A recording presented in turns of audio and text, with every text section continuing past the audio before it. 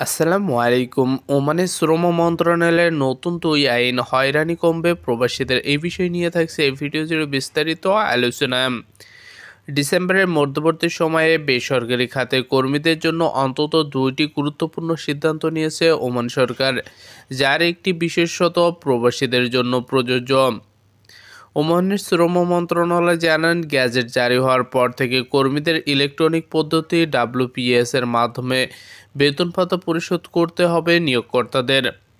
একই দিনে প্রবাসী কর্মীদের বেসরকারি খাতের প্রতিষ্ঠানের অভ্যন্তরে সাময়িক ট্রান্সফার নিয়ে আরও একটি আইন করা হয়। নতুন আইন অনুযায়ী প্রবাসী কর্মীদের ট্রান্সফারের ক্ষেত্রে ওমানিদের জন্য সংরক্ষিত পদে কিংবা তার বর্তমান পদ ব্যতিরেকে অন্য কোনো কাজে নিয়োগ করা যাবে না। অবশ্যই এই সুবিধার জন্য প্রবাসী কর্মীর ওয়ার্ক পারমিটের মেয়াদ অন্তত ৬ মাস অবশিষ্ট থাকতে হবে।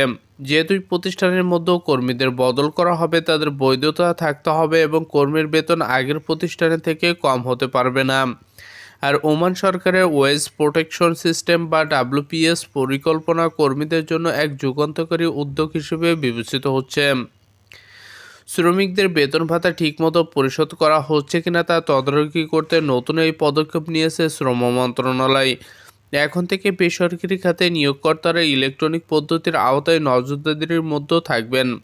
ফলে তারা কর্মীদের চুক্তিতে উল্লেখ করা সম্পূর্ণ বেতন নির্দিষ্ট সময়ের মধ্যে সরাসরি ওমানের কেন্দ্রীয় ব্যাংকের আওতাভুক্ত ব্যাংক এবং অনুমোদিত আর্থিক প্রতিষ্ঠানের মাধ্যমে পরিশোধ করতে বাধ্য থাকবেন। এর বর্তায় করলে শাস্তিমূলক ব্যবস্থা নেবে সরকার।